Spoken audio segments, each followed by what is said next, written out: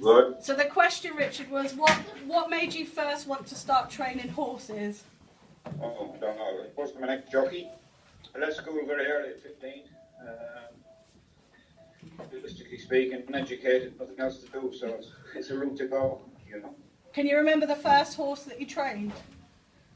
Yes, I can, yeah. What's called OK Birdie. He won the pretty friendly handicap at Ada, which is quite a prestigious handicap, so good start. Yeah, good start. I'll just throw some more student questions. So are any of your horses racing in Cheltenham this week, or? No, I would be sort of more. I used to train jumpers. It's all jumping there. I'm more or less a flat trainer. I have about 250 flat horses. So, but look, I'm very interested in Cheltenham. I've had a couple of place horses very early on in my career. I've sort of come away from jumping and concentrated more on the flat, really. Oh. All right. What's the best part of horse training? Winner. You want the back one, did you? Yeah, we want a winner. We want to back a winner. Yeah, back. All right. What's the best part of training and why? To be fair, it's a good job to do. It's an outdoor job, which is always helpful rather than being stuck in an office. I suppose the best part is probably, like everything else, winning. You know, it's all about winning, and you just a sense of achievement and feel that you've done something right if you win. You know, you have 100 runners every day there, and only 6 winners, so winning is quite special. How many, Richard, how many winners have you had, like, over the years? Have you counted them? Have you lost count? We've trained probably about 2,600 winners, which is it's quite a lot. 2 seasons ago, we trained 235 winners, which was a record for an English flat trainer.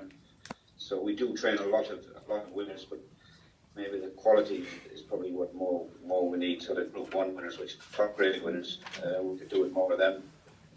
But you tend to find that most of the big owners keep the horses in the south, Newmarket and Lambourne, so we're like the Dingles up here. We're trying to make the best of small things. Look, any winner's good, but it's the good one that you want. Some more questions? What do you look for in a horse? Like the horses that you train? How do you pick them? To be honest, we buy most of our own horses. As I said earlier, the bigger owners. So when we go to the sales, go back to the Dingles, we feel like Zach Dingle that they were paupers. We're trying to buy value and things we can afford. Sorry, I'm getting promoted there. You know, horses. Last year, one of them made 2.5 million. Well, that would buy a horse in my yard. So you can imagine, we're not in that league. The most expensive horse we have this year is a filly by Dark Age. She cost 200,000, which is a fortune for us. In the big sale, the Newmarket, that's probably the biggest sale in Europe, they would average probably 250,000, so we don't buy too many from there. But what we look for in a horse, soundness is probably the first thing we look for. Horses that we can actually turn in. You know, 4 legs? Well, 4 legs house, but they've got to be sound. We've got to be able to race them.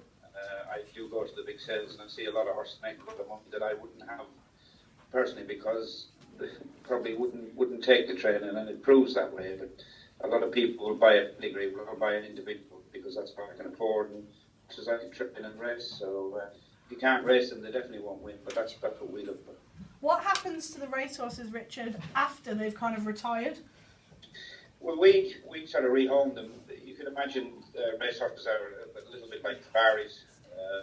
You know, they're like Formula 1 cars. They're a different breed to the riding horse.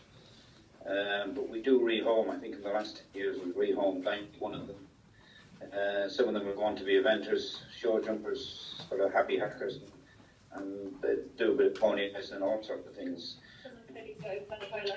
Yeah, we send quite a lot of polo, playing the right piece for polo, especially the smaller ones. But we try and rehome as many as we can. What kind of size are racehorses? They can vary. The flat horse, the smallest ones would be 14 hands, 1 inch, which is very small. And the bigger ones would be 16 hands, 2, 16-3, which will be very big. But the national horses, the horses running the Cheltenham this week, that'll be 16 hands, maybe some of them might even be 17 hands. But they're Brooks and national horses are completely different breed. Awesome. Any other questions? You mentioned you work hard to achieve more. How far will you go to achieve your overall goal? As far as I can go, I'm afraid. To the top, all the way to the top and stay there. I've been, in the last couple of seasons there, I finished second in the table last year, or third last year and second the year before. I would love to be champion trainer, but it'd be a huge feat for I regard myself as a small trainer, which is a little bit unfair, really, but when I say that, I mean, I'm dealing with the lower end of the market. As I say, we do train more winners. We train more winners than anybody in the last 3 seasons. But it's the quality I want. But how far would I go? As far as possible. You know, I would make me champion trainer just to put it up on the southern lads. You know. Any other questions? Yeah, I've got one on. So for young people wanting to be a horse trainer, is there any advice that you could give to them to become a much more advanced horse trainer? It's very difficult. Presuming knowledge of horses would definitely be a huge help. But training is not just all about knowledge and horses. It's huge help. Don't get me wrong. To be a horse trainer, you've got to have you're dealing with a lot of people. I mean, we could have maybe 1,000 owners. You know, some fellas have 5%, 10%. So the man management and dealing with people is huge help in bread. But I think you need a knowledge in horses as well. I've got the racing college in Fahey. Oh, here we go. I'm getting prompted again here. Tell who's the boss here. There is racing colleges, as Amy just said there. There's the racing school, but that's more or less for jockeys and to get into the industry. There's a thing Gidalton do, which is Sheikh Mohammed, which is you know, the biggest owners in the world. They're very supportive of our industry, and they take about 24 students every year. It's a 2-year course, and that's a fantastic course. Whether that would make you trainer, I don't know, but it's a course that could get into the breeding side. It could get you in all sorts of sides of our industry. It's a huge industry, our industry. Would you recommend that people start in kind of mucking out the horses at race yards and things like that?